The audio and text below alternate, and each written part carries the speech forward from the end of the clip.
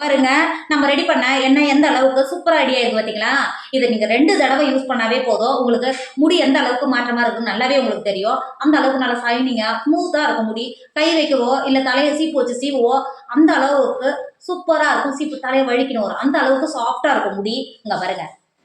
நீங்க ரெடி பண்ணிட்டு ஒரே ஒரு தடவை நீங்க ரெடி பண்ணிட்டு தலையில அப்ளை பண்ணி பாருங்க. அந்த அளவுக்கு உங்களுக்கு பிடிக்கும். இங்க பாருங்க. பார்க்கவே எந்த அளவுக்கு நல்ல கலரா இருக்கு பாத்தீங்களா? நான் எப்பயுமே ரெகுலரா இந்த எண்ணெயை தான் யூஸ் பண்ணுவேன். இங்க பாருங்க. எந்த அளவுக்கு நல்ல கலரா இருக்கு பாருங்க. நம்ம இதுல சேர்த்துருக்கிறது எல்லாமே நல்ல முடி வளரத்துன்றது தான் நம்ம சேர்த்துருக்கோம். இங்க பாருங்க. பார்க்கவே எந்த அளவுக்கு நல்ல கலரா இருக்கு பாத்துங்க. தேய்க்கிறதுக்கு அந்த அளவுக்கு சூப்பரா இருக்கும். நீங்க இந்த எண்ணெயை மட்டும் ரெடி பண்ணி வச்சுட்டீங்கன்னா 6 மாசம் ஆனாலும் கெட்டு போகாது, 1 வருஷம் ஆனாலும் கெட்டு போகாது. அந்த அளவுக்கு நீங்க நல்லா ட்ரையா இருக்கிற பாத்திரத்தை எடுத்து எண்ணெய் ரெடி பண்ணி வச்சுட்டீங்கன்னா ரொம்ப நாளைக்கு கெட்டு போகாது. நீங்க எப்ப எல்லாம் குளிக்கிறீங்களோ குளிக்கிறதுக்கு முன்னாடி ஒரு 2 மணி நேரத்துக்கு முன்னாடி இந்த எண்ணெயை தேய்ச்சிட்டு குளிச்சிங்கன்னா போதும். அந்த அளவுக்கு முடி நல்லா சாஃப்டா இருக்கும், ஷைனிங்கா இருக்கும். கொஞ்ச நாள்லயே உங்களுக்கு 1 மாசம் இல்ல 1.5 மாசத்துக்குள்ளேயே முடி வளர்றதும் கொட்டுறதும் நின்றுடும். வாசனையும் அந்த அளவுக்கு நல்லா சூப்பரா இருக்கும். இங்க பாருங்க. இன்னைக்கு நம்ம ஒரு சூப்பரான தலைக்கு ஏத்த ஒரு சூப்பரான எண்ணெய் தான் ரெடி பண்ண போறோம். எப்படி செய்யலாம்னு பார்க்கலாமா? Hi friends, welcome to Kerala சமையல். கேரளா சமையல்ல நம்ம தலைக்கு நல்லா அடிக்கிற வெயிலுக்கு குளுன்னு முடி அது உதிராம இருக்கிறதுக்கு ஒரு சூப்பரான எண்ணெய் தான் ரெடி பண்ண போறோம். எப்படி செய்யலாம்னு பார்க்கலாம். எண்ணெய் ரெடி பண்றதுக்கு அங்க பாருங்க, வீட்லயே தேங்காய் நல்லா உடைச்சி காய வச்சு மில்ல விட்டு ஆடி எடுத்து வந்திருக்கேன். தேங்காய் எண்ணெய் இங்க பாருங்க. எந்த அளவுக்கு நல்லா ஃப்ரெஷ்ஷா இருக்கு பாத்தீங்களா? தனியா தேங்காய் எண்ணெய் தெரியாது, ஆனா வாசனை அந்த அளவுக்கு சூப்பரா இருக்கும். இங்க பாருங்க. இப்போ இந்த எண்ணெய் தான் எடுத்துக்க போறேன். நீங்க இது மாதிரி பாக்கெட் எண்ணெயும் எடுக்கலாம். பாத்தீங்களா? பாக்கெட் எண்ணெய் இது நல்ல எண்ணெய் தான். தேங்காய் எண்ணெயை மாற்றி வச்சுக்கோங்க. அது கூடவே நமக்கு தேவைப்படுறது இங்க பாருங்க, 200 கிராம் நான் நல்லெண்ணெய் எடுத்திருக்கேன். இந்த நல்லெண்ணெய் அந்த அளவுக்கு குளிர்ச்சியை தரும் அடிக்கிற வெயிலுக்கு, அதனாலதான் நல்லெண்ணெய் எடுத்திருக்கிறேன். இப்போ இந்த நல்லெண்ணெயை மாற்றி வச்சுக்கோங்க. அது கூடவே இங்க பாருங்க, நான் விளக்கெண்ணெய் எடுத்திருக்கேன். ஆமணக்கு எண்ணெய்னு சொல்லுவாங்க பார்த்தீங்களா? இது 100 கிராம் எடுத்திருக்கேன். நான் எப்போ எண்ணெய் ரெடி பண்ணாலும் இந்த எண்ணெயை கண்டிப்பாக சேர்த்துப்பேன். இங்கே பாருங்க, அந்த அளவுக்கு குளிர்ச்சியை தரும், உடம்புக்கு ரொம்ப ரொம்ப நல்லது. 100 கிராம் எடுத்து வச்சிருக்கேன். 100 கிராம் எடுத்து வச்சிருந்தேன் விளக்கெண்ணையை மாற்றி வச்சுக்கோங்க. இந்த எண்ணெய் ரெடி பண்ணுறதுக்கு நான் என்னென்ன பொருள் எடுத்திருக்கேன்னு பார்த்தீங்கன்னா, பாருங்க, ஃப்ரெஷ்ஷான செம்பருத்தி பூ ஒரு 15 பூ இருக்கும் எடுத்திருக்கேன். அது கூடவே ஃப்ரெஷ்ஷான இலைங்க செம்பருத்தி இலை, அது ஒரு 15 இலை எடுத்திருக்கேன். அது கூடவே கற்பூரவள்ளி தழை ஒரு 7 இலை எடுத்திருக்கேன். இதெல்லாம் சளி பிடிக்காம இருக்கும். ஒரு சிலருக்கு கோல்டு அதிகமாக இருக்கும் பார்த்தீங்களா, உடம்புக்கு ஒத்துக்காது அப்படின்னு சொல்லுவாங்க பார்த்தீங்கன்னா, அந்த மாதிரி எந்த பிரச்சனையும் இருக்காது. அதனால தான். அது கூடவே ஒரு கைப்பிடி அளவுக்கு மருதாணி இலை எடுத்திருக்கேன். இங்கே பாருங்க, அரை கைப்பிடி அளவுக்கு துளசி இலை எடுத்திருக்கேன். 2 கைப்பிடி அளவுக்கு கருவேப்பிலை எடுத்திருக்கேன். நல்லா ஃப்ரெஷ்ஷான கருவேப்பிலை இங்கே பாருங்க எடுத்திருக்கேன். அது கூடவே 2 டேபிள் ஸ்பூன் அளவுக்கு ரோஸ்மெரி எடுத்திருக்கேன். 3 டேபிள் ஸ்பூன் அளவுக்கு கருஞ்சீரகம் எடுத்திருக்கேன். 3 டேபிள் ஸ்பூன் அளவுக்கு வெந்தயம் எடுத்திருக்கேன். இங்கே பாருங்க, ஃப்ரெஷ்ஷான 2 பெரிய சைஸ் நெல்லிக்காய் எடுத்திருக்கேன். அது கூடவே கத்தாழை எடுத்திருக்கேன்.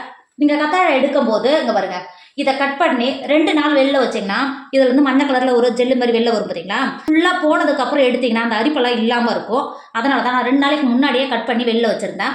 இப்போ எடுக்கும்போது அந்த லைட்டாக மேலே இருக்கிறத மட்டும் கட் பண்ணிட்டு எடுத்துருக்கேன். அதுக்கே இங்கே பாருங்க, லைட்டாக இப்போ வருது பார்த்தீங்களா? எம்மா வேலையாக இருந்தாலும் இந்த கத்தாழை எடுக்கும்போது இதுக்கு மட்டும் கிடையாது, ஜூஸுக்கு எதுக்கு எடுத்தாலும் நீங்கள் கத்தாழை யூஸ் பண்ணுறதுக்கு முன்னாடியே ஒரு 2 நாளைக்கு இல்லை 1 நாளைக்கு முன்னாடியே கட் பண்ணி மாற்றி வச்சுக்கோங்க. அது ரொம்ப ரொம்ப நல்லது. இங்கே பாருங்க, அது கூடவே இது நீலாம்பரி தழைன்னு சொல்லுவாங்க. ஒரு கைப்பிடி அளவுக்கு நான் எடுத்திருக்கேன். இது கழுவிட்டு எடுத்து வைக்கிறதுக்காக மாற்றி வச்சிருக்கேன். இங்கே பாருங்க, நீலாம்பரி இது உங்கள்கிட்ட கிடைச்சா எடுத்துக்கோங்க, ரொம்ப ரொம்ப நல்லது. கிடைக்கலன்னா இது மட்டும் வீட்டில் சுலபமாக கிடைக்கிறது, இதை வச்சு ரெடி பண்ணாலும் முடிக்கு அந்த அளவுக்கு நீளமாகவும் இருக்கும், கருப்பாகவும் இருக்கும், தலைக்கு எந்த ஒரு பிரச்சனையும் இல்லாமல் இருக்கும். நான் அடித்து சொல்லுவேன். நான் எப்பயுமே யூஸ் பண்ணுறது இந்த எண்ணெய் தான். இங்கே பாருங்க, இப்போ எடுத்து வச்சிருக்கிறத எல்லாமும் மாற்றி வச்சுக்கோங்க. இப்போ ஒரு மிக்சர் எடுத்துக்கோங்க.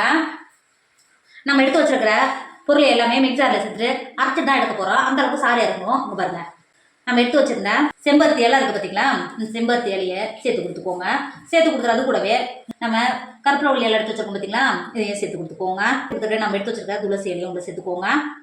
சேர்த்து கொடுத்துட்டு ஒரு கைப்பிடி அளவுக்கு மருதாணி இலையை எடுத்து வச்சிருந்தோம்ல, இப்போ உள்ள சேர்த்துக்கோங்க.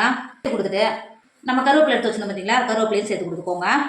சேர்த்து கொடுத்துறது கூடவே நம்ம எடுத்து வச்சிருக்க வெந்தயத்தையும் உள்ள சேர்த்து கொடுத்துக்கோங்க.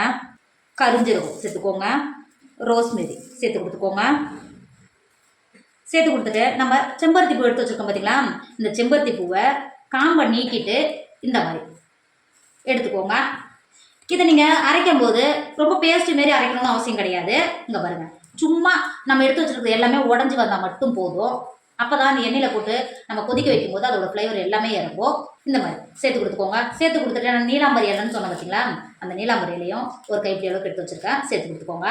சேர்த்து கொடுத்துட்டு நம்ம நெல்லிக்காய் வச்சுருக்கோம் பார்த்தீங்களா? அந்த நெல்லிக்காவை இந்த மாதிரி கட் பண்ணிவிட்டு சேர்த்து கொடுத்துக்கோங்க.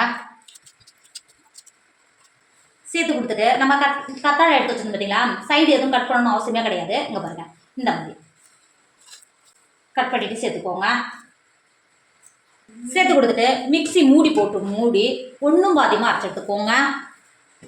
இப்போ பாருங்க, நம்ம அரைச்சி எடுத்து தண்ணி எதுவுமே சேர்க்கணும் அவசியமே கிடையாது. நம்ம கத்தாழை சேர்த்த பார்த்தீங்களா, கத்தாழை செம்பருத்தி இலை இதுலேயே நல்லாவே இந்த அளவுக்கு தான் அரையணும், பேஸ்ட் அரையக்கூடாது. இங்கே பாருங்க, இப்போ நம்ம அரைச்சி எடுத்த இலை எல்லாத்தையும் மாற்றி வச்சுக்கோங்க. எண்ணெய் ரெடி பண்ணுறதுக்கு இந்த மாதிரி நல்லா ஃப்ளாட்டான ஒரு பெரிய பாத்திரமாக எடுத்துட்டோன்னா அது நல்லா கொதிக்கும் போது பொங்கி வரும்போது கீழே போகாமல் இருக்கும். இங்கே பாருங்க, நான் எப்படி இருந்தாலும் 1 லிட்டர் எப்போ ரெடி பண்ணாலும் 1 லிட்டர் 2 லிட்டர் ரெடி பண்ணி வச்சுட்டுனா 1 வருஷம் ஆனாலும் 6 மாதம் ஆனாலும் கெட்டு போகாது. இங்கே பாருங்க, நீங்கள் எடுக்கிற பாத்திரம் வந்து இந்த அளவுக்கு நல்லா க்ளீனாக இருக்கணும், நல்லா கழுவி நல்லா காய வச்சுருக்கணும். இங்கே பாருங்க, நான் ஒரு நாள் முழுக்க நல்லா வெயிலில் காய வச்சு எடுத்து வச்சுருந்தேன். இங்கே பாருங்க, இந்த மாதிரி நல்லா க்ளீனாக இருந்தாக்கா எண்ணெய் கெட்டு போகாமல் இருக்கும். அதனால தான் சொல்கிறேன். இப்போ இந்த பாத்திரத்தில் நம்ம எண்ணெய் தான் சேர்த்துக்க போகிறோம். எடுத்து வச்சுருக்கிற தேங்காய் எண்ணெயை 3/4 லிட்டர் அளவுக்கு அளந்துட்டு சேர்த்துக்கோங்க. எந்த அளவுக்கு நல்லா வெள்ளை வெளியேறுனு இருக்குது பார்த்தீங்களா. இங்கே பாருங்கள், நான் ஒரு ஜக்கில் தான் சேர்த்துக்கிறேன். 3/4 லிட்டர் அளவுக்கு சேர்த்துக்கோங்க. 3/4 லிட்டர் அளவுக்கு தேங்காய் எண்ணெய் சேர்த்து கொடுத்துட்டு அது கூடவே நான் 100 கிராம் விளக்கெண்ணெய் எடுத்து வச்சுருந்தேன் பார்த்தீங்களா, விளக்கெண்ணையும் சேர்த்து கொடுத்துக்கோங்க. விளக்கெண்ணெய் சேர்த்து கொடுத்துட்டு அது கூடவே நம்ம எடுத்து வச்சுருந்தோம் பார்த்தீங்களா, நெல்லெண்ணையும் சேர்த்துக்கோங்க. நல்லெண்ணெய் சேர்த்து கொடுத்துட்டு நம்ம ஏற்கனவே மிக்சரை அரைச்சி ரெடி பண்ணி வச்சுருக்கோம்ல, இப்போ உள்ள சேர்த்துக்கோங்க. சேர்த்து கொடுத்துட்டு இப்போ கரண்டியும் நல்லா காஞ்ச மாதிரி இருக்கணும். லைட்டாக இந்த மாதிரி கரண்டியை வச்சு இந்த மாதிரி கிண்டி கொடுத்தீங்கன்னா போதும். நம்ம சேர்த்த எண்ணெய் இதெல்லாம் சேர்ந்து இந்த அளவுக்கு நல்லா கலந்து வரும். இந்த மாதிரி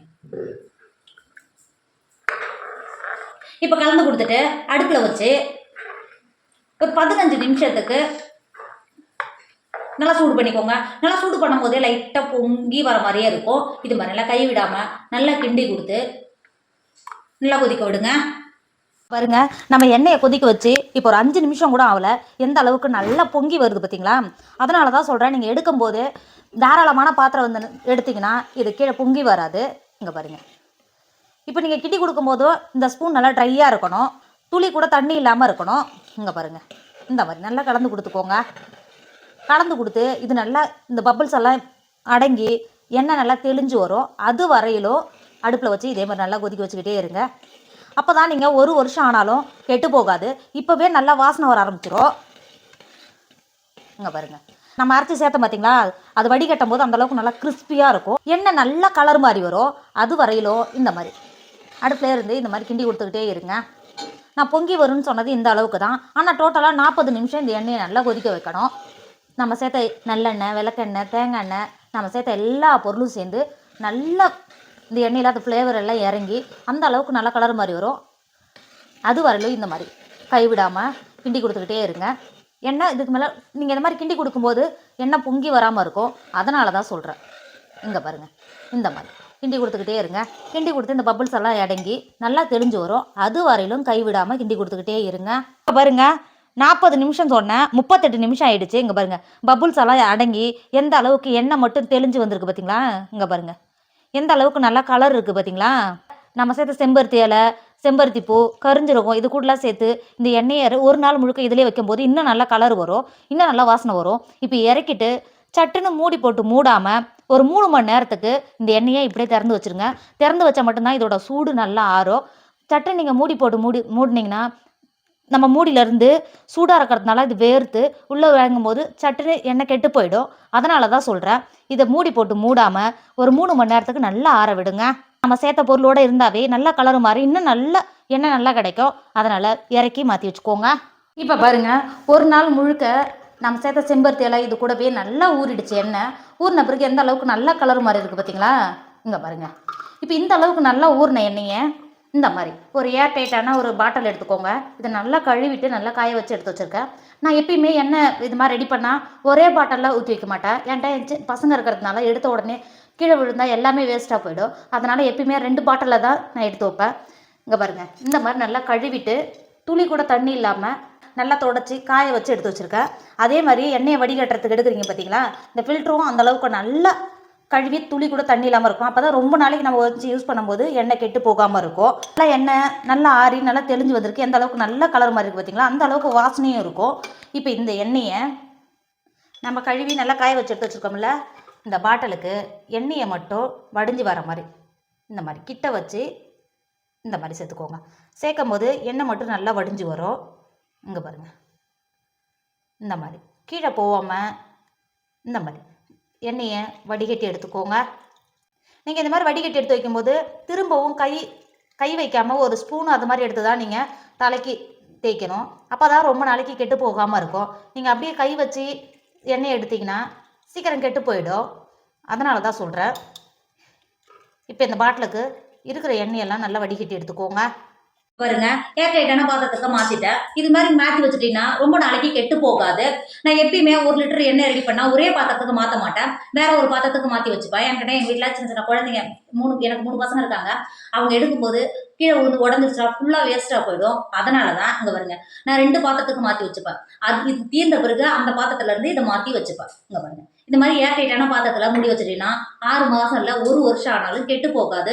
நீங்கள் யூஸ் பண்ணும்போது ஃபர்ஸ்ட் தடவை நீங்கள் யூஸ் பண்ணும்போதே இது எந்த அளவுக்கு நல்லா இருக்குன்னு உங்களுக்கு நல்லாவே தெரியும். இதனால உங்களுக்கு எந்த ஒரு பிரச்சனையும் இருக்காது.